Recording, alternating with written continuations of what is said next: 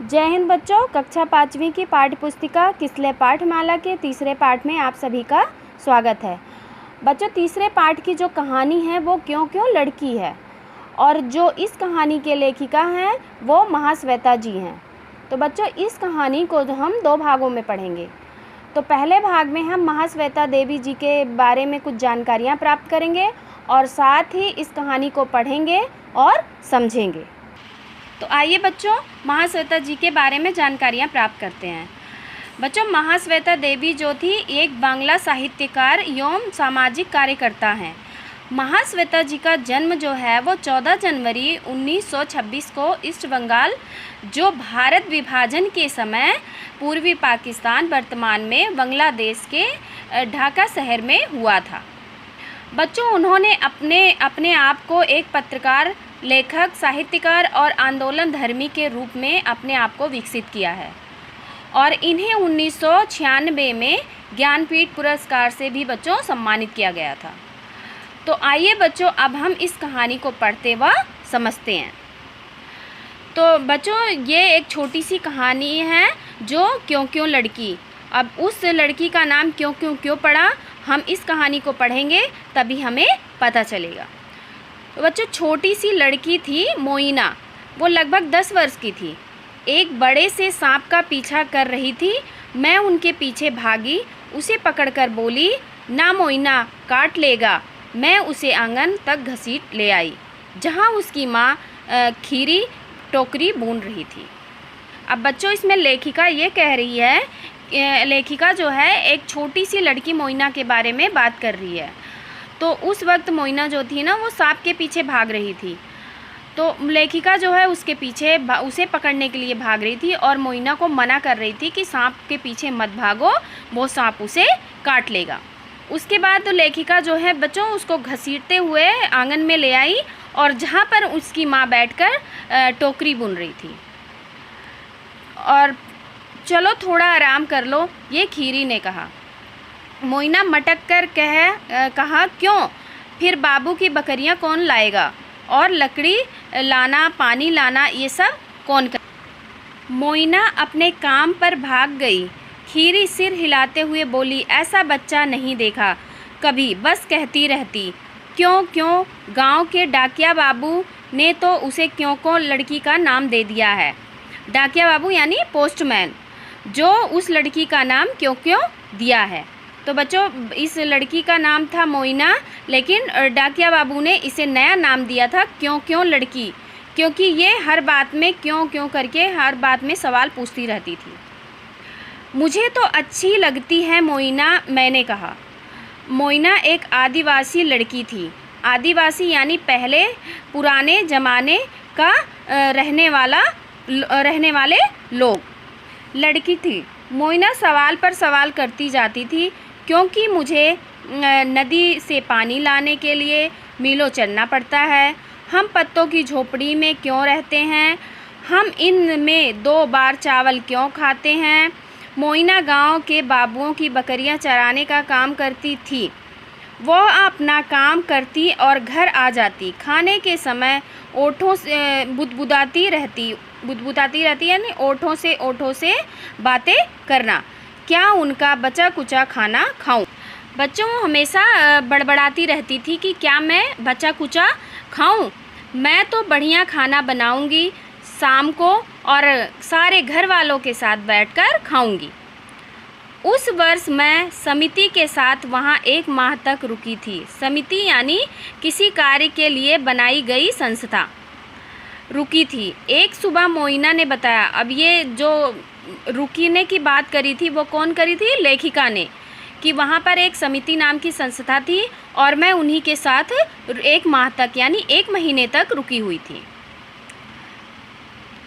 एक सुबह मोइना ने बताया कि वह समिति वाली झोपड़ियों में मेरे साथ रहेगी। उसके बाद मोइना ने कहा कि वो समिति यानी संस्था जो है, मैं उसके साथ झोपड़ी में रहूँगी। इतना ही नहीं, वह एक जोड़ी कपड़े लिए आ पहुँची। वो एक जोड़ी कपड़े लेकर आ गई। हमारी समिति की शिक्षिका जो थी वो मालती ने मुझसे कहा, आप तो तंग आ जाएंगी इसकी क्यों क्यों सुनते। तो मुझे वहाँ की जो शिक्षिका थी वो मालती, उन्होंने मुझे बताया कि अब इस लड़की के क्यों क्यों सवालों से आप तंग हो जाएंगी, परेशान हो जाएंगी। और सचमुच वो माह ऐसा बीता कि पूछो मत। मोइना पूछती, मछलियाँ बोल क्यों नहीं पाती? अगर कई तारे सूरज से भी बड़े हैं तो वो इतने छोटे क्यों नज़र आते हैं? और हर रात को तुम सोने से पहले किताबें क्यों पढ़ती हो? क्योंकि किताबों में तुम्हारी क्यों क्यों के उत्तर यानी जवाब मिलते हैं। इस बार मोइना चुप रही। उसने कमरा ठीक ठाक किया, फिर उसने कहा, मैं पढ़ना सीखूंगी और अपने सारे सवालों का जवाब ढूंढ लूँगी। जब उसके क्यों क्यों के जवाब बच्चों कोई नहीं देता था तो वो खुद ही अपने मन में ठान ली कि अब मैं पढ़ना सीखूंगी और अपने सारे सवालों का जवाब मैं खुद ही ढूंढूंगी।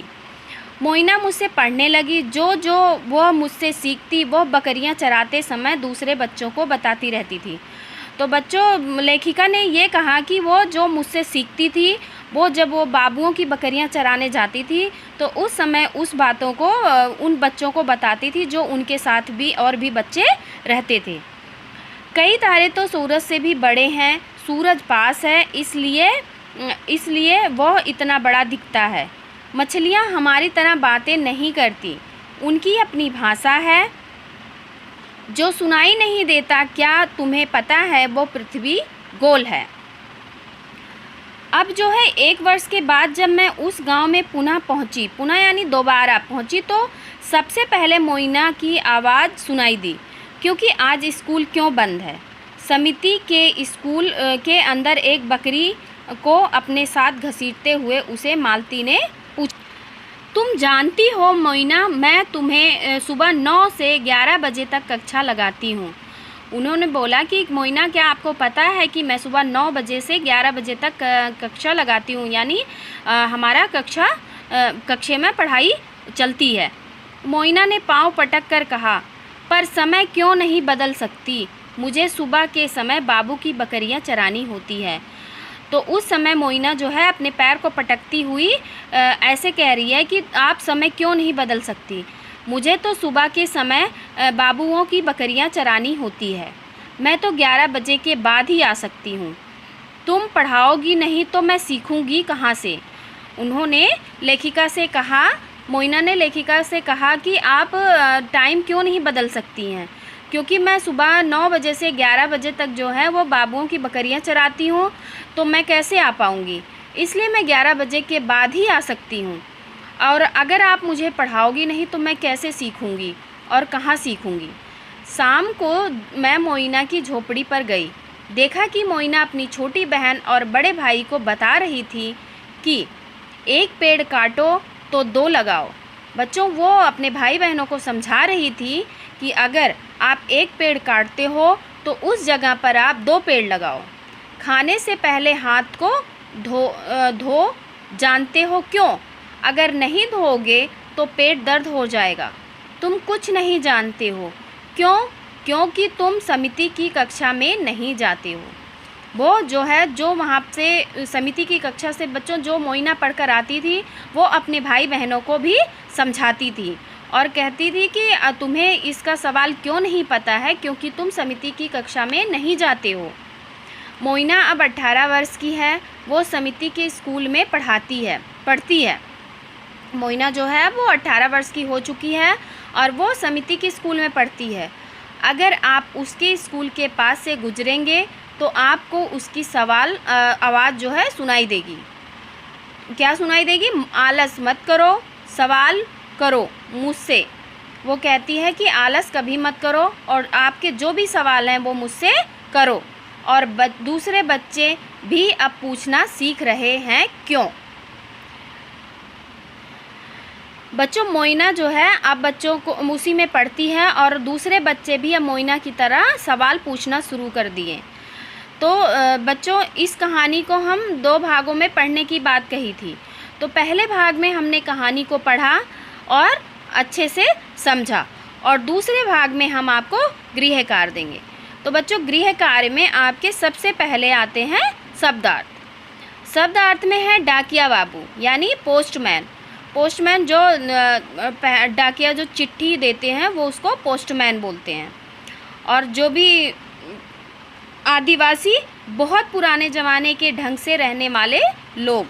बुदबुदाना, ओठों ही ओठों से बोलना, यानी अपने मन में ही धीरे धीरे कुछ बोलना, तो वो ओठ हिलते हुए दिखाई देते हैं, तो उसको वो बोलते हैं ओठों से ही ओठों से बोलना। समिति, किसी कार्य के लिए बनाई गई संस्था। तंग आना, यानी परेशान होना। उत्तर जवाब। इसके बाद है बच्चों मौखिक प्रश्न। मोइना की उम्र कितनी थी? तो बच्चों मोइना की उम्र जो थी वो 10 वर्ष थी। मोइना किसका पीछा कर रही थी? मोइना सांप का पीछा कर रही थी। मोइना सुबह के समय क्या काम करती थी? मोइना सुबह के समय बाबुओं की बकरियां चराती थी। डाकिया बाबू ने मोइना को क्यों क्यों नाम क्यों दिया था? क्योंकि वो बहुत बोलती थी और हर बात में क्यों क्यों करती रहती थी, इसलिए डाकिया बाबू ने मोइना का नाम क्यों क्यों रख दिया था। उसके बाद है बच्चों बहुविकल्पीय प्रश्न। इसमें है मोइना की माँ का क्या नाम था? कमला, खीरी या मालती? तो बच्चों मोइना की माँ का नाम था खीरी। मोइना किसकी बकरियाँ चराती थी? समिति की, मुखिया की या बाबुओं की? तो बच्चों बाबुओं की। लेखिका मोइना के गांव कितने समय तक रुकी थी? 1 माह, 15 दिन या 2 माह? 1 माह। खाना खाने से पहले हाथ नहीं धोने के क्या होगा?